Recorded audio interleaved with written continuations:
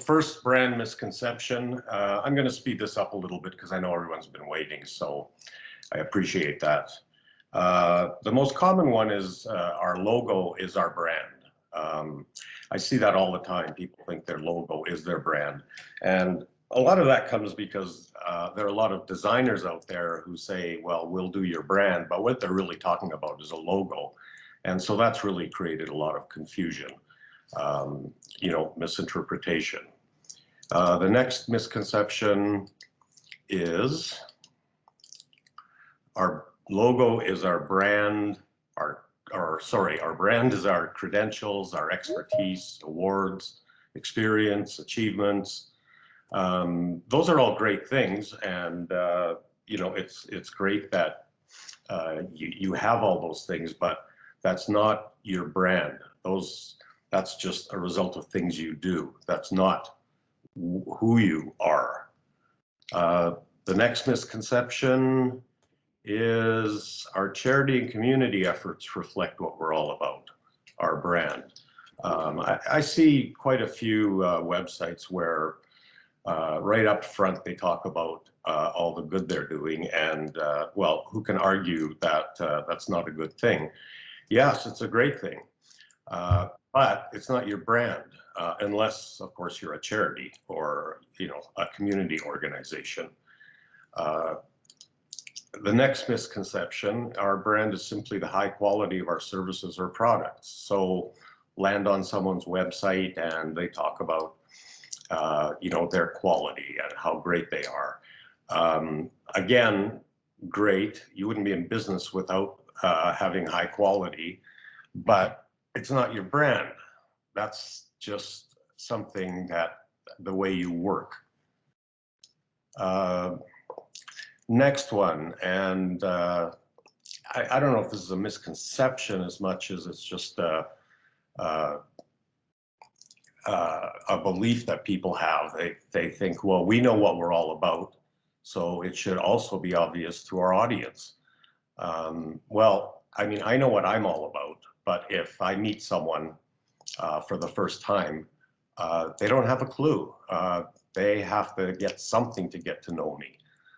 So, I think a lot of businesses feel that it should be obvious, but it's not the case. The next brand misconception is we don't need to brand. We don't need to show our brand. That's for big players like Apple or Nike or Disney. Well, all those big players started out as small players, really small, working in their kitchens or garages. And their brands were in place almost right from the beginning. And their brands were probably helped them become the big giants they are. So if they recognize that, then I think any small business owner could learn a lesson. So now we get into what is a brand. So now we'll talk about what is a brand, now that we know what it is. So I've collected a number of definitions from some people you may recognize or not, but some are experts in this area. The first one, a brand is a reason to choose. And I'm not going to go on at length about any of these. I'm just going to go through them, and you can see which ones resonate with you. Next one, a brand is the sum total of all the experiences your customers have with your business. Next one, a brand is a singular idea or concept that you own inside the mind of a prospect. And I'll make a little comment on that one. It's very interesting because it's a very unique definition, but a brand is something that does get into someone's mind, and once it does, that's it, they're hooked. Apple is a great example. Love them or hate them, and today we're hating them. But They're a perfect example because people who have Apple in their minds generally don't leave for any reason. You're bang on that, right? You're going, I'm never going to have anything but an iPhone, right? Does it do anything better than an Android? No. I mean, it does all the same stuff, but you're exactly right. There's this idea that I've got that it's an emotional attachment, right? Exactly. Yeah. And we're going to talk a little more about that emotional factor as we carry on. Okay, next one. A brand is a container for a customer's complete experience with the product or company. Next one from good old Jeff. A brand is what people say about you when you're not in the room. And that's pretty accurate. People will tell other people when you're not there exactly how they feel, but not necessarily into your face. A brand is the representation of your organization as a personality. It is who you are that differentiates you. Next one. A brand is the essence of one's own unique story. The key, though, is reaching down and pulling out the authentic, unique you. Otherwise, your brand will just be a facade. So you've heard all these definitions, and they're all good. They all resonate with me, but I don't believe that they really get to the heart of the matter. And let's get on to what is the heart of the matter. Well, let's start with good old Albert Einstein. Everything is energy, and that's all there is to it. Match the frequency of the reality you want, and you cannot help but get that reality. It can be no other way. This is not philosophy. This is physics. Yes, and when he's talking about energy, he's talking about, vibrations, vibration, energy, interchangeable words. So really, this may be something that a lot of people don't grasp, but there really isn't anything that's solid. Everything is just made up of energy, and it's vibrating. Different things vibrate at different frequencies. I mean, your energy, I'm energy, trees, Clayton, clouds, water, everything is energy, and everything has its own frequency. So, what is the heart of the matter? Well, it's all in the vibes. Maybe you can back up a couple slides. Yes, it's all in the vibes. So we tend to be attracted to certain vibrations. It's something that we're not necessarily even aware of. But, as an example, why do you have the friends you do? You may have some things in common. You may have a lot of background, but you may have things in common with a lot of different people, but they're not your friends. So it's something that's intangible. And yes, energy, vibrations are all intangible. So you tend to resonate with certain people, with certain things, and even with businesses. So speaking of businesses, next slide, Clayton, please. Businesses vibrate too. This might sound a bit strange to everybody out there, but they do vibrate. You go to different websites, for example, there's a vibration there, and you'll be attracted or you won't be attracted.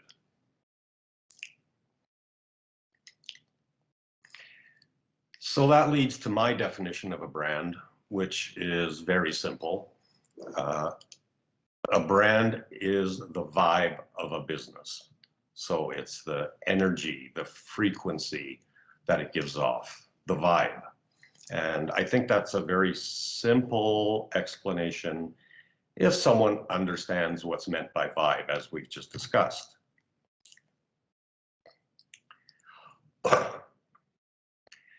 So we'll move on now to why do small businesses even need branding?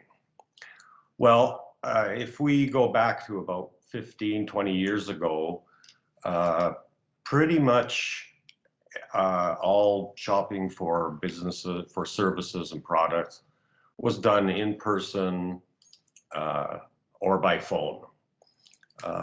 The internet was still there, but it was really just in its infancy in terms of businesses using it for their online presence. So, as an example, the number of websites worldwide in 2000, there were 17 million websites. In 2005, there were 65 million, and now there are 1.9 billion. So that really just demonstrates how things have shifted from in-person to online. And that's exactly why small businesses need branding. I mean, you didn't need branding 20 years ago because you just met people and the in-person vibe came through. They connected or they didn't, but it was in person. Now you've got to establish that same connection online, whether it's a website or social media. It's pretty mandatory, and so that's exactly why small businesses need branding.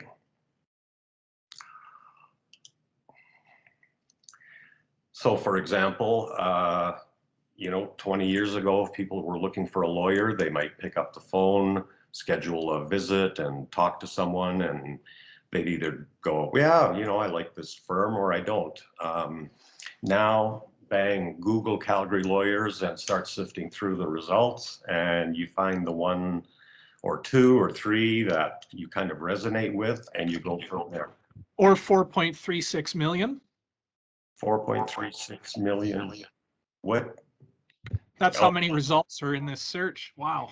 Yeah, I never look at that. I mean, I don't think there are that many lawyers in Calgary, but maybe I'm wrong. So how do you create a brand?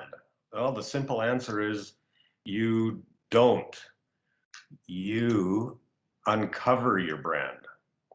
You cannot create a brand for someone. The brand is already there, and it really just takes an investigation to uncover what's already there.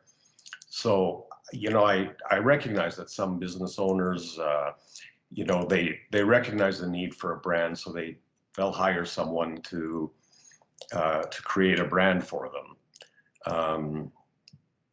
And if that's what happens, they end up with something that is totally not them. It's just a facade.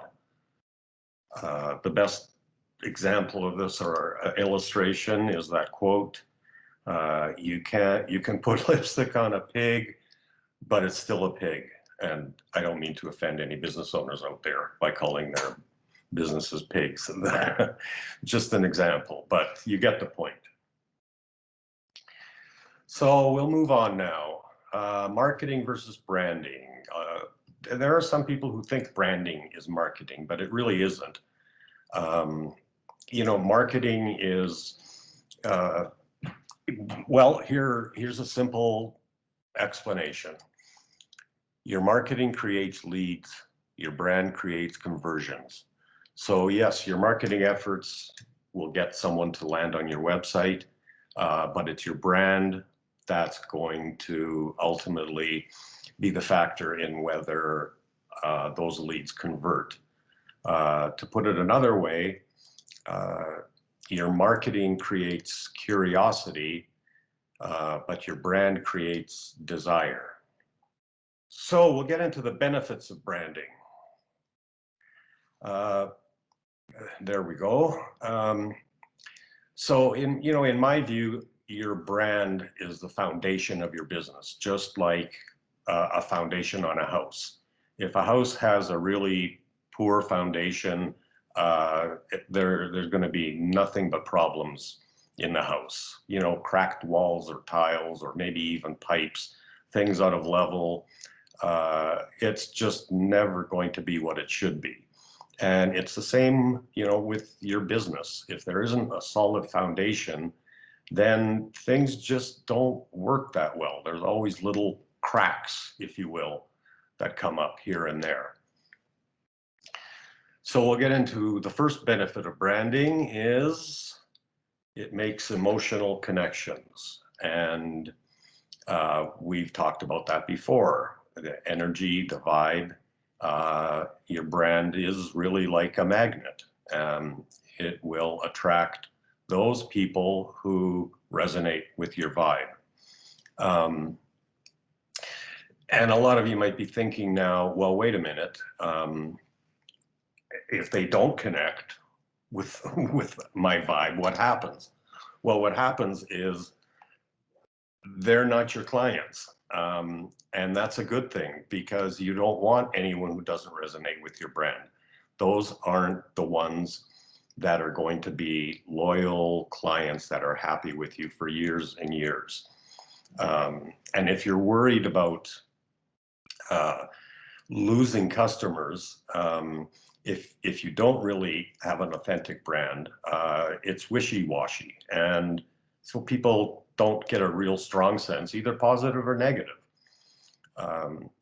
And like I said, if it's negative, great, let them go. Let's talk about Apple just for a sec. Again, here we go with Apple. But another great example, Apple has about a 34% worldwide share of the smartphone market. So only 1/3 are iPhones. And they only have about a 10% share of the desktop laptop market. But I think they're doing okay. So you don't need to attract everybody. You just need to attract the right ones, and the right ones will do for you, maybe not in as big a way, what it did for Apple.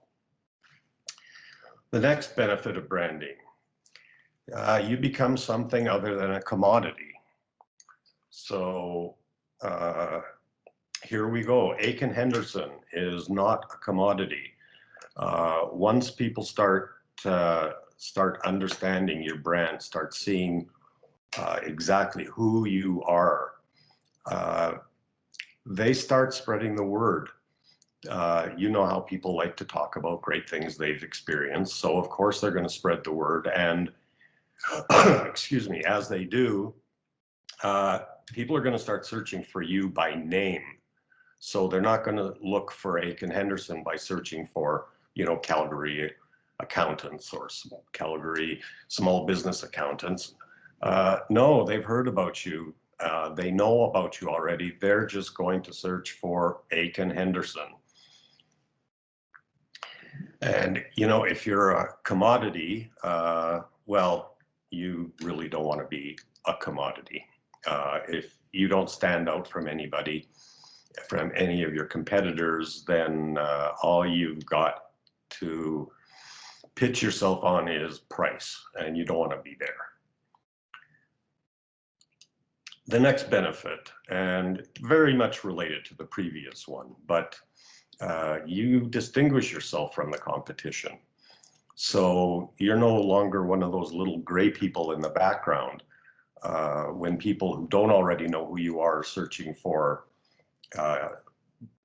your particular business, like Aiken Henderson. So people are searching for small business accountants in Calgary, and they might check out a number of search results. But bang, once they get to Aiken Henderson, something's going to pop.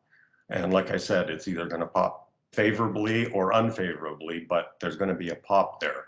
Whereas the other ones, and I'm not dissing any of the other ones, and I'm not saying they're all like that, but this is just an example of how when someone is searching one particular business will pop out. Excuse me. The next benefit of branding, you get employee buy-in, and this is really important. Once everyone in the business understands the brand, then everything happens a lot more smoothly. Your employees know exactly what to do in any situation. They know how to make decisions that are consistent with your brand. Everything just works so much better because everybody's on the same page. And you might find, as a previous client of ours did, that once that whole branding exercise is done, you'll find that there might be an employee or two that really don't resonate with the brand of the business. And, that'll mean that they either leave or you'll have to ask them to leave. That happened with the previous client. As soon as our whole branding investigation was done, the owner said, I get it now. He'd had an employee and he just didn't understand. Something was bugging him, but he didn't know what it was. And as soon as that clicked, unfortunately for that employee, but he was gone. Malcolm, I mean, truer words have rarely been spoken. We recently experienced that at Aiken Henderson. In our case, most of the time we find that employees that are not a good cultural fit self-select out. I mean, they discover pretty quickly that this isn't a good place for them, and that's fine. There's lots of places for them. In fact, we'll even help you find your next job. But the other thing that I can mention on that is, your brand for us, for Aiken Henderson, leader to leader, because there's a lot of leaders on this call, going through the brand exercise really was just the tip of the iceberg. Once we started pulling at that thread, we landed on vision, mission, core values, the whole cultural aspect of it. And it all really started with brand. And we went on a really intense journey for a couple of years, figuring out who we are. And I suspect that most of you are on the call today as a result of the journey that we went through, trying to figure out who we are.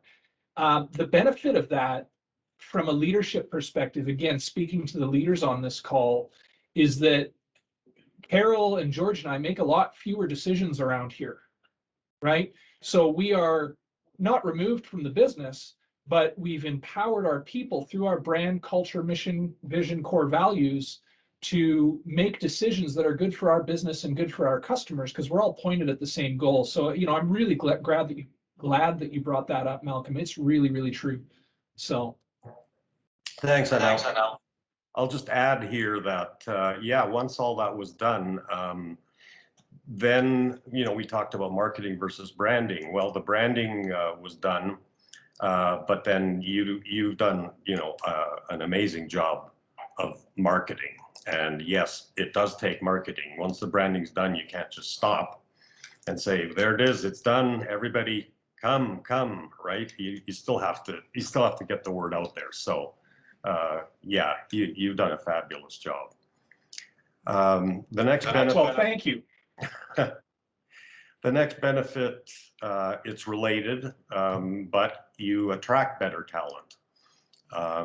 You're going to know during the hiring process, you and the prospect are going to know whether there's a fit. It's going to be very obvious. So you're not necessarily just looking at skills and qualifications. Now you've got, an even bigger factor that will influence whether or not there's a fit. The next benefit, better planning and decision making. Now, this may seem a little odd to some of you that a brand can affect this, but it's pretty much the same as, the effect on the employees. If your brand is always top of mind, when you're planning, when you're making decisions, then you're going to ask yourself every time, okay, is this in line with our brand? Is this in line with who we are? And so it really is a great way to make the whole planning and decision-making processes a lot simpler and more effective. I have another client who refers to his brand booklet. We always prepare a brand booklet, which we call the Bible. And before he makes any plans or any decisions, he goes through that and then he decides. And he's told me that that has just changed everything. The next benefit, less costly, more effective marketing. Yeah, we've kind of talked about that before. You know, you've got the attraction factor, you've got the referral factor. People will start telling other people about you, and if they do, well, there's free marketing.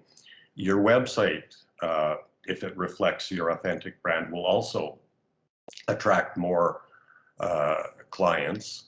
And once the website's done, it's pretty much free marketing, you know, other than tweaks here occasionally and more content. But so yes, it will be more effective, and it'll definitely be more costly. You won't be wasting so much time out there really sending mixed messages or no messages. I will leave it there. The next benefit. Sorry, I'd love to add just one thing there from a cost perspective. Before you do this exercise, most companies have a shotgun approach of just blasting the market with their product and whatever, right? And they're not really targeting a market or a specific, you know, avatar, as they say in the marketing universe. So that's another way that it becomes less costly, is you zero in on who you want to do business with, as opposed to just blasting the market with a shotgun approach. You're getting to a finer point, and you can direct your marketing spend and have a way higher conversion rate per dollar spent of marketing spend once your brand is sorted out and you decide who you're going after. I'll go back on mute. Sorry. Don't be sorry. That's great. All right, so the next one is increased profits. And you know, that should be obvious now after everything we've discussed. If you have more ideal clients and more clients in general than you had before, and they're all ideal, well, what's going to happen? Yes, your profits are going to rise. Nothing more to say about that. Okay, business improvement, and that's kind of on the same topic as the planning and decision making, but how does it improve your business? Well, the first stage is actually when you go through the whole brand investigation. I found that quite often owners will see, because they're getting now an objective viewpoint, they'll see, oh, this is something I never even thought of. This is something I've overlooked, but this is something that really needs addressing. So going through that whole process can really point out some areas for improvement. And, you know, as in planning and decision making, keeping the brand top of mind, doing everything consistent with your brand will just make everything more efficient. And finally, and this is a big one, confidence. So a lot of small business owners, and I'm one, really lack the confidence to put themselves out there. It's, you know, there's a fear that, you know, I'm not good enough, or, you know, why should anyone pay attention to me when we got all these competitors that are bigger and do this?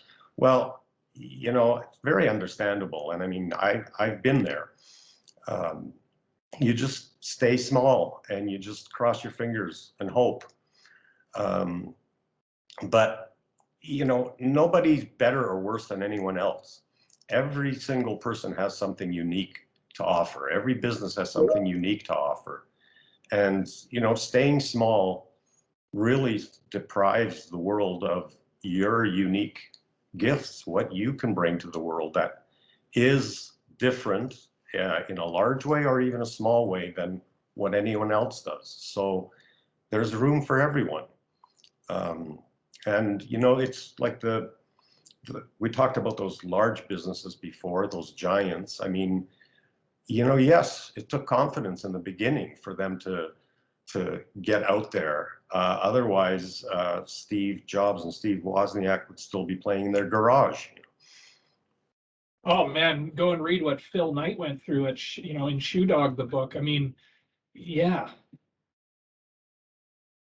you nailed it. Yeah.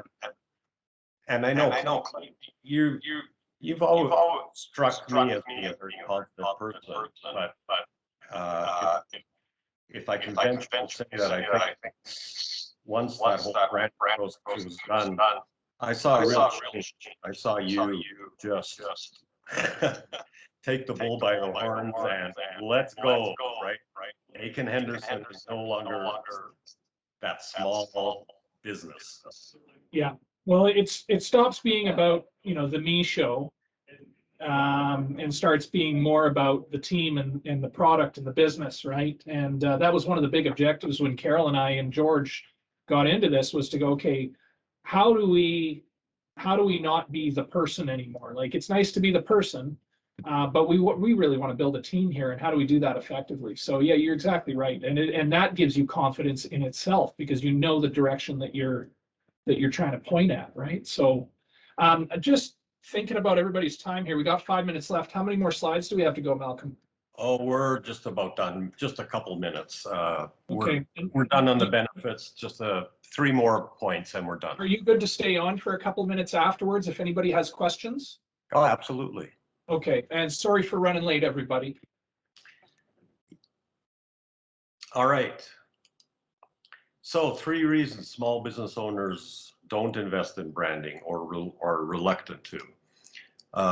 First one, misconceptions about what a brand is, as we discussed at the beginning of this. If you don't think you need a brand, or you think you already have a brand for whatever reason, you're not even going to consider it. Number 2, and we just talked about this, so I won't elaborate, but if you really have a fear of putting yourself out there, you're not going to invest in branding, because that's going to be scary, because that might force you to put yourself out there. And finally, uncertain about the return on investment. So unlike marketing, where you can measure how much you spend and how much revenue it generates, it's not so easy with branding. Branding is more of a long-term investment. But I'm sure you'll recognize that once the brand is in place and you start doing all those things, making better decisions, attracting better clients, better staff, that it's just going to start snowballing. You may not see results as quickly as you do from marketing, but it's going to keep growing and growing and growing. And in the end, the return on investment, I believe, is going to be very substantial. I can't hear you, Clayton. Sorry, I can speak to that a little bit. And for most entrepreneurs and leaders that are on the call, and again, there's some good leaders on this call, entrepreneurs have limited resources, and there's only so many dollars available to grow your business. And where do you invest them, right? And you're always balancing that discussion. But there's a few fundamental things that you need to get in order if you want to own a business and be successful and achieve the level of success that you're hoping that when you started your business. And a few of them are accounting, hire us please, but I mean, brand is right up there. I mean, you got to understand who you are and where you're going. Otherwise, E-Myth is a great book to read on the topic. Just because your grandma's pie recipe is excellent, that doesn't mean that you're going to be successful in the business of making pies if you make grandma's pie. You have to do a lot more. You have to put a lot more into it, and you have to think about it as a business owner, not an incorporated employee, and not your grandma's pie shop.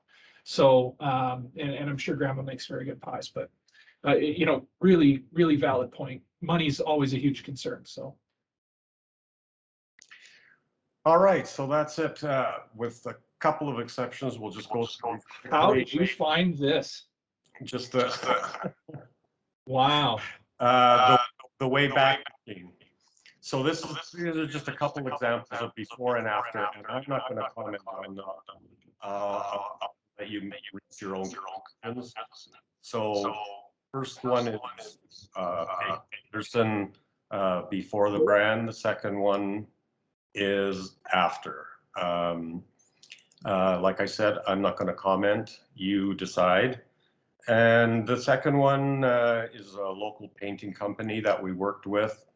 That's their website before, and this is their website as you would see it today. So you can have a quick look at those. And that is it. I have no more to say other than thank you for coming and thanks for putting up with, thanks for waiting through those technical difficulties. Maybe I will get a PC along with my Mac one of these days, but anyway, I apologize for that, but thanks for sticking around.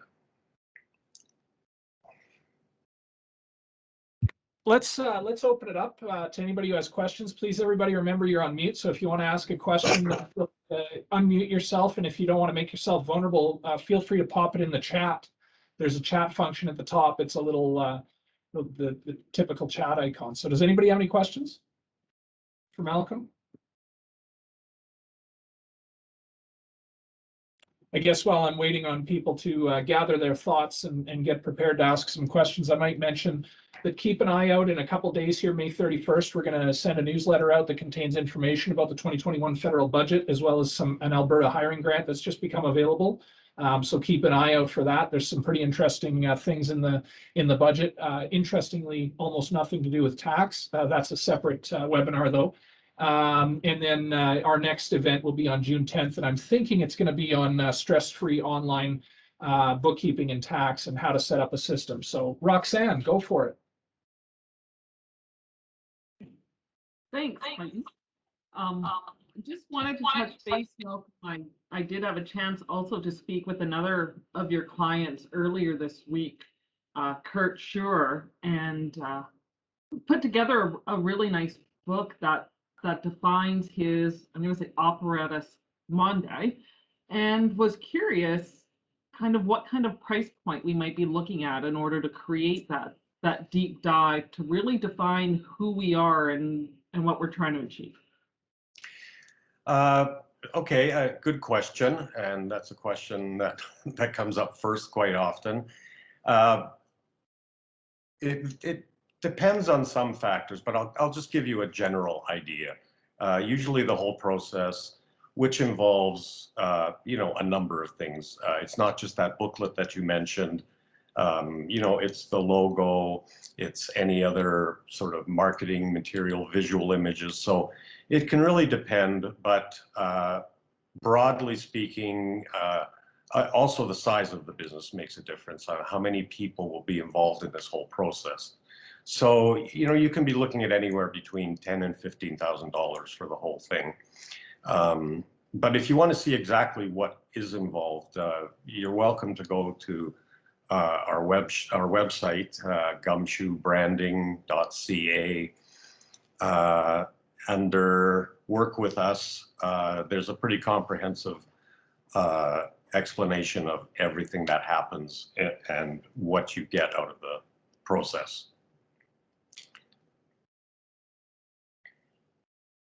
Thank you. I will do. Roxanne, I'll pop that in the chat for everybody. Anybody else?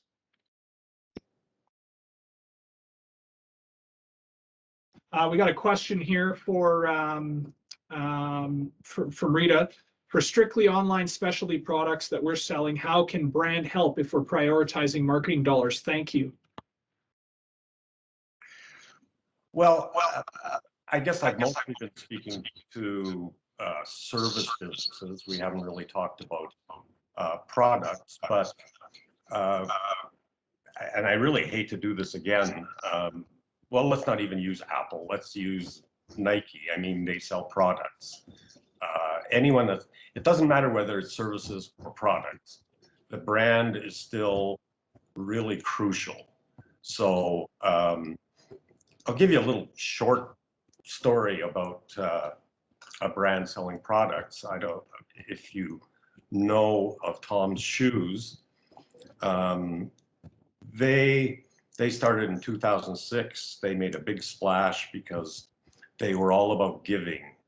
For every pair of shoes you bought, they donated a pair to someone in need.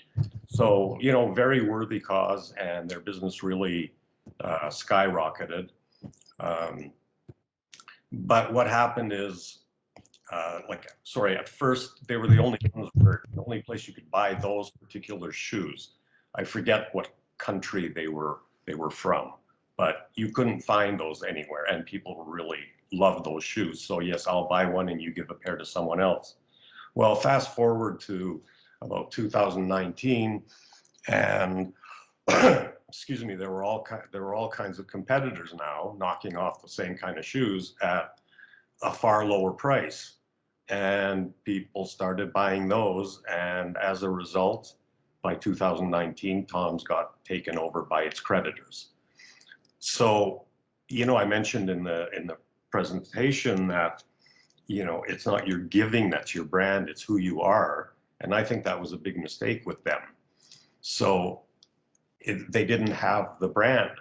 What they could have done was have a brand about shoe wear, or what, you know, not about the products themselves, but who are they, other than, yes, they're trying to do good in the world.